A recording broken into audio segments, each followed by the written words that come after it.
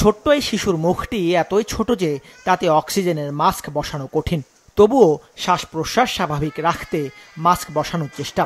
সপ্তাহ খানেক আগে লাগা ঠান্ডার পর অবস্থার অবনতি হলে রাজধানীর শিশু হাসপাতালে নিয়ে আসা হয়। জানা যায় মাত্র 7 মাসের শিশু মোয়াজের নিউমোনিয়া।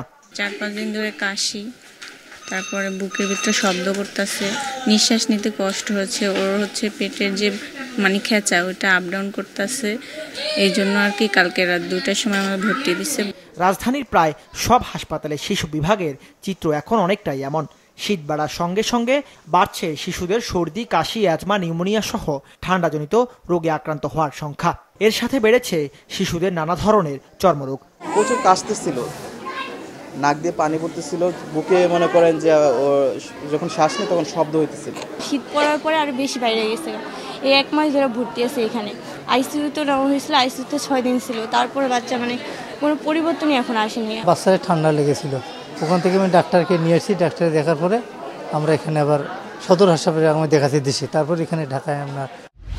শিশু হাসপাতালের তথ্য বলছে 2024 সালের এপ্রিল থেকে নভেম্বর পর্যন্ত প্রতি মাসে সর্বনিম্ন 122 থেকে সর্বোচ্চ 388 জন শিশু নিউমোনিয়ায় আক্রান্ত হয়েছিল, যা 2024 সালের শুরুর দিকে বেড়ে দাঁড়ায় 555 পর্যন্ত। ডিসেম্বরেও বেড়েছে আশঙ্কাজনক হারে। হসপিটালে আসে যে রোগীগুলো আমরা বিশেষ করে রেসপিরেটরি ইউনিটের কাজ করি, তার রেসপিরেটরি ইউনিটে নিউমোনিয়ার রোগীগুলো বেশিরভাগই আমরা ডিল করি। নিউমোনিয়ার রোগী অ্যাজ ইউজুয়াল আমাদের হসপিটালে যে 700 বেডেড হসপিটাল, এখানে সবসময় তো ফুলফিল থাকে এবং আউটডোরের রোগীর চাপ বাড়ছে। হাসপাতাল কর্তৃপক্ষ বলছেন নিউমোনিয়া বছর জুড়ে হলেও শীত এলেই এর প্রকোপ বাড়ে কয়েক গুণ। এই অবস্থায় অভিভাবকদের সতর্ক হওয়ার পরামর্শ দিলেন চিকিৎসকরা।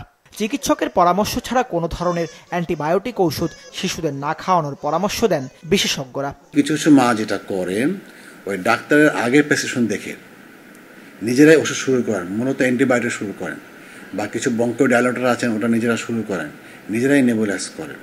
কেন করেন?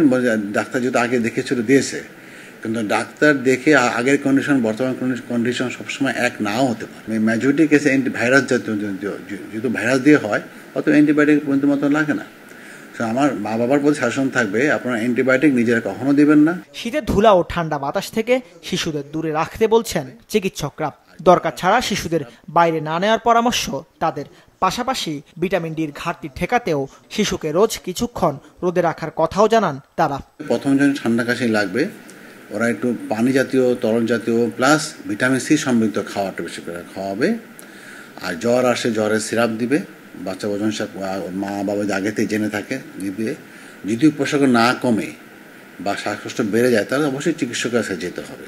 5 বছরের শিশু মৃত্যুর অন্যতম কারণ নিউমোনিয়া। আইসিডিডিআরবির তথ্য মতে দেশে প্রতি বছর 24,000 শিশু নিউমোনিয়ায় মারা যায় আর আক্রান্ত হয় 6,77,000 জন। দাউদ হাসান, মাছরাঙা সংবাদ, ঢাকা।